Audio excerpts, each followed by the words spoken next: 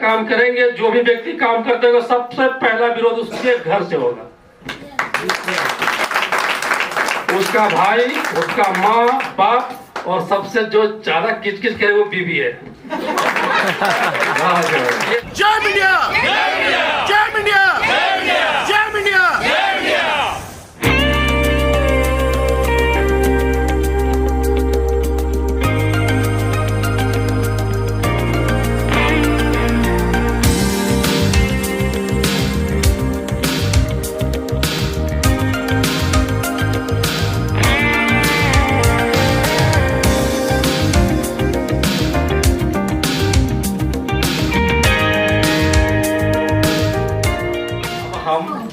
उन्हें बुलाने जा रहे हैं जो टॉप 5 लोग हमारा मसूरी और हरिद्वार ट्रिप अचीव किए। क्या आप सभी लोग उनसे मिलना चाहेंगे? तो मैं बुलाऊं उन्हें? चलिए, मैं जैसे जैसे नाम लेता जाऊंगा आप फटाफट दौड़ते हुए स्टेज पे खड़ा हो जाएंगे, है ना? तो सबसे पहला नाम है mister Rakesh Kumar Sinha ji, come on the stage. दूसरा नाम है मंजू देवी जी, दीपक लाला जी, सेकेंड टॉप।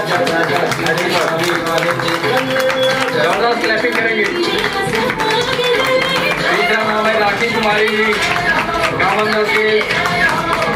चौथा नाम है पूजा जी और पांचवा डॉक्टर शंकर जी, कॉमन का स्टेज। जबरदस्त तालियों से स्वागत करेंगे।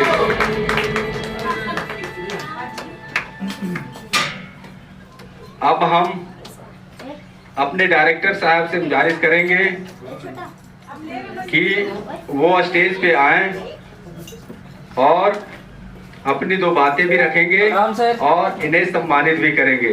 तो जबरदस्त तालियों से की स्वागत से मैं अपने director sir mister Shivraj sir ji को बुलाना चाहेंगे।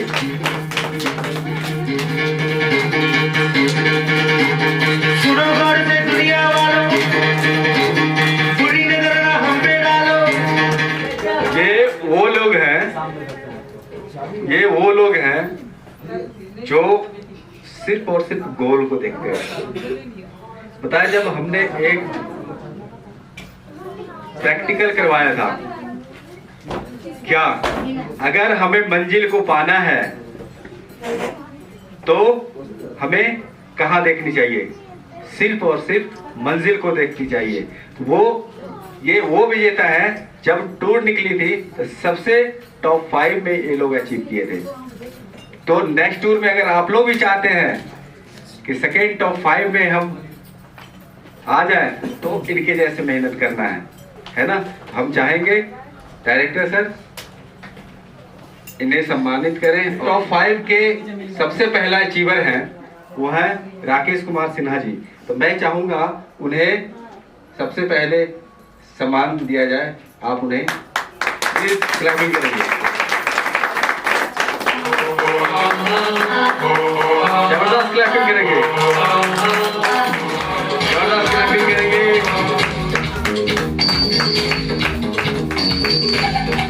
तीसरा राखी कुमारी, क्लैपिंग करते रहे, क्लैपिंग नहीं रुकनी चाहिए। हमारे बीच में एक और है पूजा सिंह जी, लेकिन वो अभी है नहीं यहाँ पे। उनके लिए भी एक बार जबरदस्त क्लैपिंग कर देंगे। एंड नेक्स्ट जो है डॉक्टर उमाशंकर जी। बजाना है तो पूरी करके बजा दीजिए।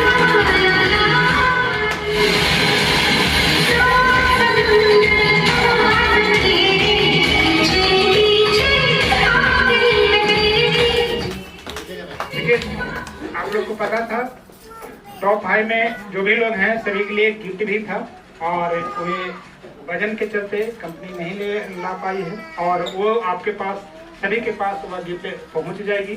जिनकी जो गिफ्ट टॉप 5 में था वह वहाँ पे उनके जिसमें माल जाएगी उसमें उनके पास चला जाएगा। धन्यवाद। जबरदस्त क्लैपिंग करेंगे। मैं चाहूंगा हमारे डायरेक्टर सर चले जाएंगे अपने स्टेज पे। अपने सीट ग्रहण करेंगे और साथ में हमारे विजेताओं का मौका हम देंगे जो अपने नाम बताएंगे और अपना एक गोल देंगे, एक छोटी सी संदेश। और कम समय में देखिए, वक्ता वो नहीं है जो पूरी कहानियों को छेड़ दे, वक्ता वो है जो कम समय में ज्यादा information they they. That is called वक्ता, है ना। माइक तो किसी को पकड़ा देंगे, वो अगर पकड़ा देंगे तो दिन रात बोलते ही रहेंगे। बोलने की कला को सीखिए। अगर आप लीडर हैं तो इस कला को आपके पास ज्ञान होना चाहिए, क्योंकि इस युद्ध में जो जितना बोलना सीख गया वही उतना कामयाबी हासिल करेंगे। बोलने की कला को डेवलप कीजिए, है ना। तो हम चाहेंगे राखी मैम से उधर से ही बोलते हुए आएंगे। अपना नाम जो फर्स्ट है पहले उनको देंगे, जैसे जैसे नाम है। चलिए नाम के अनुसार से देते हैं। First of all Rakesh sir को ही देता हूँ मैंने बोल दिया है, सिर्फ नाम और एक गोल। आने वाले नेक्स्ट समय के साथ बताएंगे कि तो मेरा ये गोल क्या है, बिल्कुल कंप्लीट।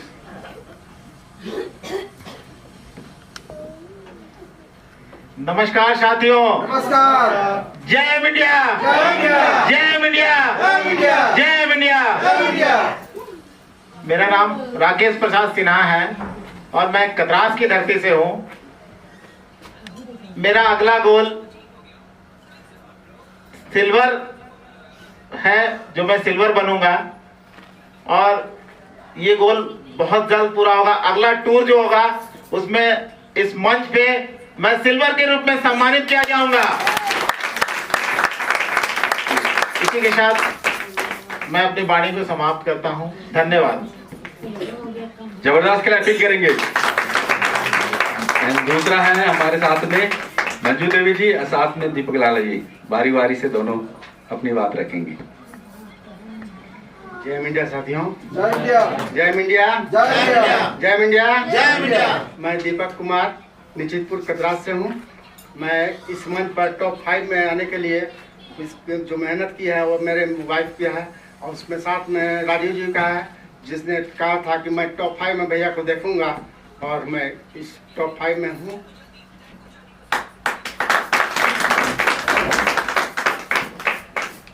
कंजूसी नहीं, आप ये जो देख सकते हैं इनका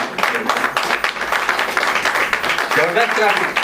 इस एज में इसी को कहते हैं मल्टी लेवल मार्केटिंग। जिस एज में लोग रिटायर समझते हैं उस एज में यहाँ पे हमारे अचीवर बन के स्टेज पे ऐसे सिल्ड करेंगे। अभी तो नौकरी लगा हुआ है सर, रिटायर कहाँ हुए? ये देखिए कैसे कहते हैं, ये है मीडिया एंड ऑफ। जय इंडिया, जय इंडिया दोस्तों, जय इंडिया। सभी को नमस्कार। मैं टॉप 5 में राजीव सर के चलते आज यहाँ पर हूँ और मैं पहले सोचा कि मैं पहले नजदीक मंच में चढ़ी थी तो यहाँ नैनीताल में, तो इस बार सोचे थे कि अपना पति को चढ़ेंगे, लेकिन पति का कहना था कि तुम नहीं चढ़ेगी तो हम नहीं चढ़ेंगे, तो दोनों हम लोग एक साथ क्वालिफाई करेंगे। और इस बार मैं बस तो 1 महीना के अंदर हम सीनियर स्कूटी है। बहुत बढ़िया।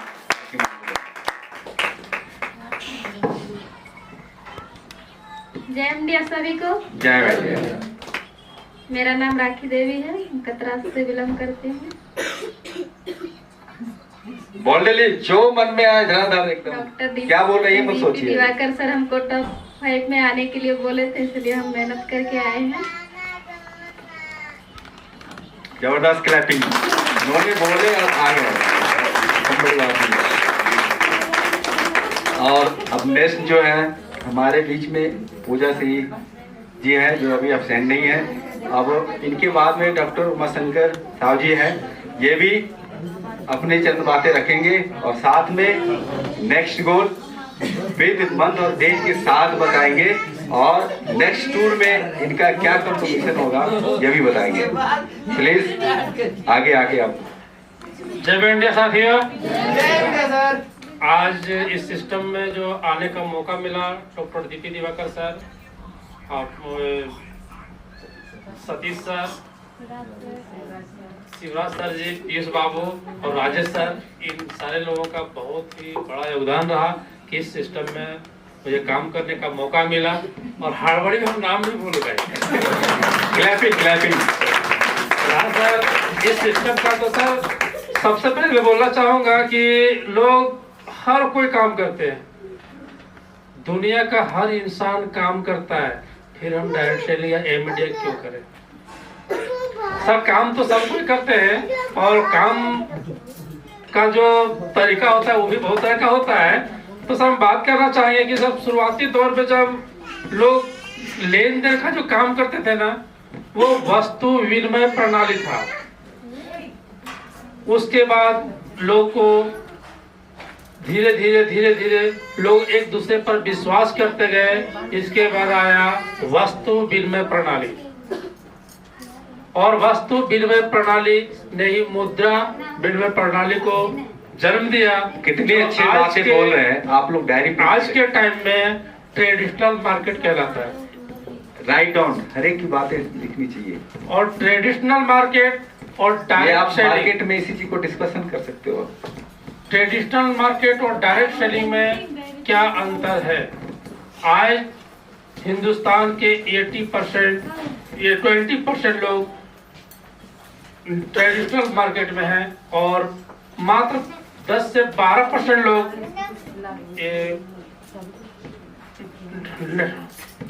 डायरेक्ट सेलिंग में। तो सर डायरेक्ट सेलिंग और ट्रेडिशनल मार्केट में अंतर क्या है?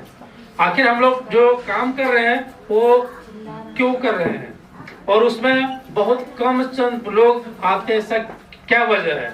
सर इसमें सबसे बड़ी वजह जो है वो डायरेक्ट सेलिंग है। अगर ये ट्रेडिशनल मार्केट है, डायरेक्ट सेलिंग को आगे बढ़ने से कोई रोक रहा है तो वो है ट्रेडिशनल मार्केट। आप बाजार में कभी भी जाइए और आप जैसे ही बताइएगा कि हम डायरेक्ट सेलिंग करते हैं, जो ट्रेडिशनल मार्केट के लोग हैं वो उसे हे दृष्टि से देखते हैं और उसको नेगेटिव करते हैं। जो डायरेक्ट सेलिंग के लोग हैं उन्हें नेगेटिव करते हैं ताकि उनका धंधा फलता फूलता रहे।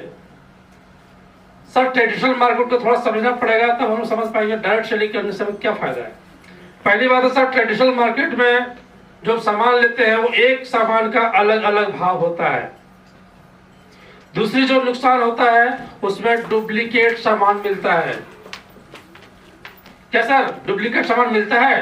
Yes sir. और डुप्लीकेट सामान खाने से हमारा स्वास्थ्य खराब होता है। आज के दिनों में जो बीमारियां बढ़ रही है उसका कहीं न कहीं जिम्मेवार है ट्रेडिशनल मार्केट। जो बड़ी बड़ी कंपनियां शेयर ऑफ मिली भगत से कार्य कर रही है, मैं किसी का नाम नहीं लूंगा लेकिन ऐसा हो रहा है। तो एक तो सामान महंगा मिला, अलग अलग भाव का मिला और वो डुप्लीकेट भी मिला और डुप्लीकेट सामान खाने से बीमार भी हुए। और हम लोग जो काम करते हैं ना दैनिक जीवन में, सब कोई काम करता है और काम करने का एक ही मकसद होता है पैसा कमाना। और पैसा कमाने के लिए वो इसलिए काम करते हैं क्योंकि पैसा कमाने से हमारे दैनिक जीवन की जरूरतों को पूरा करते हैं। और ये ट्रेडिशनल मार्केट ऐसा मगरमच्छ है कि जो दैनिक जीवन पूरा करने के बाद जो पैसा बचता है उसको बचत करते हैं और वो एक बीमारी के माध्यम से कहीं न कहीं लग जाता है। तो सर ट्रेडिशनल मार्केट में काम करने का तो बहुत सारा नुकसान भी है और बहुत सारे पूंजी की जरूरत है। और हमारा जो डायरेक्ट सेलिंग है ये बहुत ही सुनहरा ऑफर है, बहुत ही सुनहरा जगह है डायरेक्ट सेलिंग में काम करने का। डायरेक्ट सेलिंग में जितने भी लोग जो होते हैं वो डायरेक्ट कंपनी टू कस्टमर होते हैं और ट्रेडिशनल मार्केट में company, share, wholesale, distributor, retailer, इसके बाद कस्टमर। कस्टमर का नाम रखा गया कष्ट में मरने वाला कस्टमर। जबरदस्त। और ये जो डायरेक्ट सेलिंग है सर एक सिस्टम से माध्यम से आपको बताना चाहेंगे। कुछ लोगों को यहाँ पर मौजूद एक जन कोई और आ जाएंगे सर, हम डायरेक्ट सेलिंग और ट्रेडिशनल मार्केट में अंतर क्लियर कर देंगे। जबरदस्त। सर जी जो ट्रेडिशनल मार्केट होता है उसमें कंपनी होते हैं, C&F होते हैं, होलसेल होते हैं और सेमी होलसेल होते हैं, रिटेल होते हैं, कस्टमर होते हैं। इसमें होता क्या है सर, कंपनी में जो भी प्रोडक्ट बनता है और एक एडवर्टाइजमेंट करने वाले व्यक्ति भी होते हैं जो सबसे बड़ा मुनाफा खाते हैं। सर कंपनी में कोई भी प्रोडक्ट बनता है तो सबसे पहले हम लोग को जो जानकारी होता है वो इलेक्ट्रॉनिक मीडिया और प्रिंट मीडिया दो माध्यम से हम लोग को जानकारी होता है, जिसको जो बताने के एवज में पैसा लेते हैं, वो खुद इस्तेमाल नहीं करते हैं। लोगों को औकात बताते हैं कि ये आपकी औकात है, इसे आप इस्तेमाल कीजिए, वो कभी इस्तेमाल नहीं करता। वो सर कंपनी में प्रोडक्ट बनता है तो C&F को उनका रॉ मटेरियल की पूरी जानकारी होता है, जो उसमें मिली भगत करते हैं। C&F और सेमी होलसेल दोनों मिलकर ये काम करते हैं, और कंपनी में 10 प्रोडक्ट बनता है तो बाजार में 100 प्रोडक्ट आता है। कोई भी कंपनी कोई भी प्रोडक्ट को डुप्लीकेट नहीं बनाता है, क्योंकि बहुत बड़ा कैपिटल इन्वेस्ट किया रहता है। वो कंपनी हमेशा प्रोडक्ट को अच्छा बनाता है, लेकिन ट्रेडिशनल मार्केट के कुछ लोगों की वजह से कंपनियां बदनाम हो जाती है, और पहुंचते पहुंचते कस्टमर तक आते आते वो सामान महंगा और डुप्लीकेट दोनों होता है। तो सर ये था system company C&F wholesale, semi wholesale और रिटेलर का। और इसमें हम आप शॉर्ट बात बताएंगे सर कि डायरेक्ट सेलिंग और ट्रेडिशनल अंतर। तो ये रहा सर आपका ट्रेडिशनल मार्केट, और जो डायरेक्ट सेलिंग है कंपनी टू कस्टमर, कंपनी तो कदम आगे बढ़ेंगे और कस्टमर तो कदम आगे बढ़ेंगे, दोनों हाथ मिलाएंगे। बस ये रहा सर हमारा डायरेक्ट सेलिंग। जबरदस्त। बीच में ना कोई बिचौलिया है, ना कोई होलसेल है, ना कोई C&F एडवर्टाइजमेंट करने वाले हैं। कंपनी जो डायरेक्ट सेलिंग में है उनका खुद का एडवर्टाइज करने वाले हम सारे लोग हैं। इसी में जो बैठे हुए हैं, जो लीडर है वही अमिताभ बच्चन है, ऐश्वर्या राय और माधुरी दीक्षित है। बिल्कुल। तो सर ये सिस्टम जो है डायरेक्ट सेलिंग और ट्रेडिशनल मार्केट में अंतर ये है, और डायरेक्ट सेलिंग हम लोग को इसलिए करना चाहिए क्योंकि ये जो सिस्टम है हमें और हमारे आने वाले जनरेशन को एक सपोर्ट देता है। वैसा सपोर्ट ना कोई भाई, ना कोई रिश्तेदार और ना ही कोई दोस्त आपको दे सकता है। वैसा सपोर्ट देने वाला है तो डायरेक्ट सेलिंग है। बिल्कुल जबरदस्त। डायरेक्ट सेलिंग के पावर को जिन्होंने समझ लिया वो कामयाब हो जाएगा। लोग बोलता है कि डायरेक्ट सेलिंग में जो व्यक्ति काम कर चुका है दूसरा काम उसको समझ में नहीं आएगा, वो डायरेक्ट सेलिंग ही करेगा। ऐसा मेरे साथ भी हुआ है। हमने बहुत सारी कंपनी को ज्वाइन किया, लेकिन वहां से मिला नो, वो नो ना, न्यू ऑप्शन, इससे नहीं होगा। मैं बढ़ता गया। आज हमारे गांव में वो दायरा है कि कोई भी आदमी डायरेक्ट सेलिंग करने से पहले एक बार वो सगर फोन लगाता है कि सर ऐसे कंपनी काम करे क्या। उस तरह का पहचान मेरा बन चुका गांव में। हम मेडिकल लाइन में रहते हुए सामने तो वेट से भारी होता है ना, उसको मुंह पर लोग नहीं बोलते हैं, पीठ पीछे जरूर बोलते हैं। तो हमारे सामने तो बोलने वाले लोग तो नहीं है, लेकिन पीठ पीछे लोग बोलते हैं डॉक्टर साहब पैसा कमाएंगे तो उड़ाने का काम करने लगे, इधर उधर घूमने लगे। और मैं काम करता गया, और जब भी डायरेक्ट सेलिंग में काम करेंगे जो भी व्यक्ति काम करते होगा सबसे पहला विरोध उसके घर से होगा। उसका भाई, उसका माँ बाप, और सबसे जो ज्यादा किचकिच करे वो बीवी है। ये 4 लोगों का विरोध झेलना पड़ेगा। और उन लोगों को अगर आप अपने अंदर ले आए कि डायरेक्ट सेलिंग क्या है, उनको सिखा दीजिए। मैं एक बार फिर बोलना चाहता हूँ, जिनकी बीवी नहीं समझ रहा हो डायरेक्ट सेलिंग, उनको ऐसे मीटिंग में शामिल करना शुरू कर दीजिए। 1 से 2 मीटिंग होते उनके दिमाग में आ जाएगा कि जो कर रहा है वो सही कर रहा है। क्योंकि डायरेक्ट सेलिंग दुनिया ऐसी दुनिया है जो घर बैठे नहीं चलता है, उसको फील्ड वर्क करना पड़ेगा। और फील्ड वर्क करने के दौरान बहुत सारी ऐसी परिस्थिति होता है जो अनेक शब्दों को जन्म देता है। उन शब्दों को खत्म करने के लिए जब भी मीटिंग में आते हैं, जो भी आते हैं, जिनका जहां से जो प्रॉब्लम है, माँ से, बाप से, भाई से, जिनसे भी लोग प्रॉब्लम है, उनको ऐसी मीटिंग में बैठाया कीजिए। उनका विजन क्लियर होगा। वो सिर्फ आपको सपोर्ट ही नहीं करेंगे, साथ में करना मिला के काम भी करेंगे। तो लास्ट में 2 शब्द बोलना चाहूंगा कि लोग काम करना और होना में अंतर क्या है। कुछ लोग सोचते हैं हमने सिस्टम को ज्वाइन किया लेकिन काम नहीं किया, क्या वो आगे बढ़ेंगे? नहीं बढ़ेंगे। कुछ लोग ऐसे होते हैं हम तो बहुत सारे कंपनी में काम किया, बहुत सारा मेरा नॉलेज है, क्या वो आगे बढ़ेंगे? उसके लिए अन्वेषण जरूरी है। तो सर मैं 2 लाइन बोलना चाहता हूं।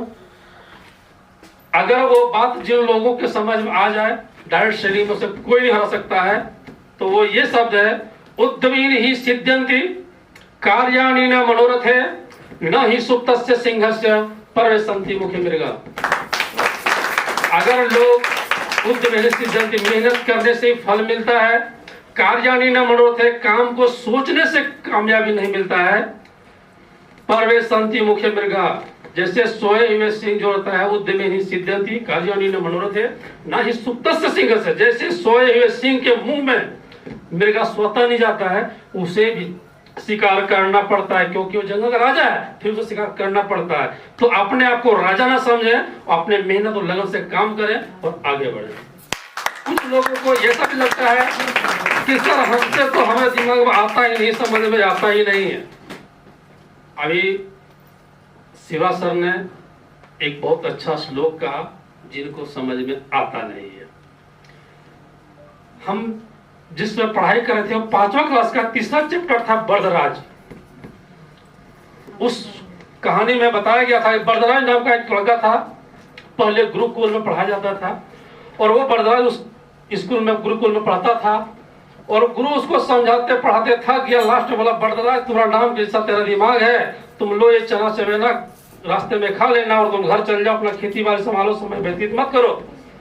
वो बर्दराज गुरुकुल को छोड़ दिया और जब घर जाने लगा तो दोपहर में जब उसको भूख लगा तो पहले कुआं हुआ करता था जगह जगह पर, रैन बसेरा हुआ करता था।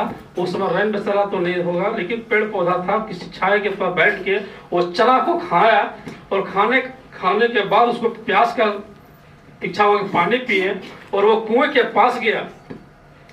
वहां कुआं पर जाने के बाद वो पानी खींचने से पहले क्या देखता है कि पत्थर पर निशान पड़ा हुआ है। वो सोचा कि इतना मजबूत पत्थर को खींचने वाला कौन है, और रस्सी और बाल्टी को लिया, जब उसमें डाला तो जब रस्सी जब छटका वहां से वो गड्ढे पर चला गया। उससे उसको समझ में आया कि एक कोमल रस्सी इस पत्थर काट सकता है तो हम भी पढ़ सकते हैं। इसलिए कहता है करत करत अभ्यास दे जड़वती हो तो सुजान रसरी यावत जात पे सिल पर पड़त निशान। और उस पत्थर के रस्सी का जो गड्ढा था वो बर्दराज को प्रेरणा दे गया जो निर्जीव था। हम यहाँ सभी बैठे जीवित व्यक्ति हैं, हमको उससे सीखना चाहिए। बर्दराज जैसा आदमी जिन्होंने पढ़ाई किया, मेहनत किया और बहुत बड़ा काफी बना, तो चाह लेने से कुछ भी मुमकिन है और नहीं चाहने से हर मुमकिन चीज भी नामुमकिन है। Thank you very much. Next गोल आपका? मेरा नेक्स्ट गोल रहेगा सर, मार्च तक मैं सिल्वर क्वालिफाई कर जाऊंगा। जबरदस्त, थैंक यू।